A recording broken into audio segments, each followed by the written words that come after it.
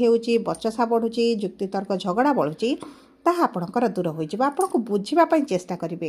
ବିଶେଷ ଭାବରେ ଏହି ସମୟ ମଧ୍ୟରେ ଆପଣଙ୍କ ବାଣୀରେ ଟିକେ ମଧୁରତା ଆଣିବାକୁ ପଡ଼ିବ, କାରଣ ବାଣୀର କାରକ ଗ୍ରହ ବୃଦ୍ଧ ଯେହେତୁ ପୀଡ଼ିତ ଅଛନ୍ତି, ତେଣୁକରି ଏହିସବୁ କ୍ଷେତ୍ରରେ ଆପଣଙ୍କୁ ଟିକେ ଦୃଷ୍ଟି ଦେବାକୁ ପଡ଼ିବ, ନଚେତ ଆପଣଙ୍କ ସମ୍ପର୍କରେ ଆପଣ ବିଶେଷ ସମସ୍ୟା ଦେଖିବେ ନାହିଁ।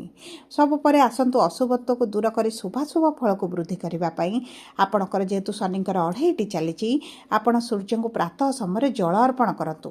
ସିନ୍ଦୁର କିଛିଟା ମିଶାଇ, ନାଲି ପୁଷ୍ପ କିଛିଟା ଜଳରେ ମିଶାଇ ସୂର୍ଯ୍ୟଙ୍କୁ ଅର୍ପଣ କଲେ ଆପଣଙ୍କ ପାଇଁ ଶୁଭଦାୟକ ରହିବ। ତା ସହିତ କୁକୁରମାନଙ୍କୁ ମଧ୍ୟ କିଛିଟା ଖାଦ୍ୟ ଖାଇବା ପାଇଁ ଦିଅନ୍ତୁ। ରାହୁକେତୁଙ୍କର ପ୍ରଭାବ ଆପଣଙ୍କ ପାଇଁ ଶୁଭଦାୟକ ରହିବ। ଏବଂ ବିଶେଷ ଭାବରେ ଯଦି ଆପଣଙ୍କର ବିବାହରେ ବିଳମ୍ବ ହେଉଛି କିମ୍ବା ଆର୍ଥିକ କ୍ଷେତ୍ରରେ ସମସ୍ୟା ରହିଛି, ତେବେ ଛୋଟ କନ୍ୟାମାନଙ୍କୁ ଶୁକ୍ରବାର ଦିନ ମନପସନ୍ଦର ଜିନିଷ ଖାଇବା ପାଇଁ ଦିଅନ୍ତୁ ଏବଂ ସବୁଜ ରଙ୍ଗର ଜିନିଷ କିଛିଟା ଦାନ କରନ୍ତୁ। ଆପଣଙ୍କୁ ଅଧିକ ଶୁଭଦାୟକ ଖବର ପ୍ରାପ୍ତି ହେବ। ଯଦି ଆପଣଙ୍କର ସିଂହ ରାଶି ହୋଇଥାଏ, ଭିଡ଼ିଓଟି କିଭଳି ଲାଗିଲା କମେଣ୍ଟ ବକ୍ସରେ ଲେଖି ଜଣାନ୍ତୁ। ଧନ୍ୟବାଦ।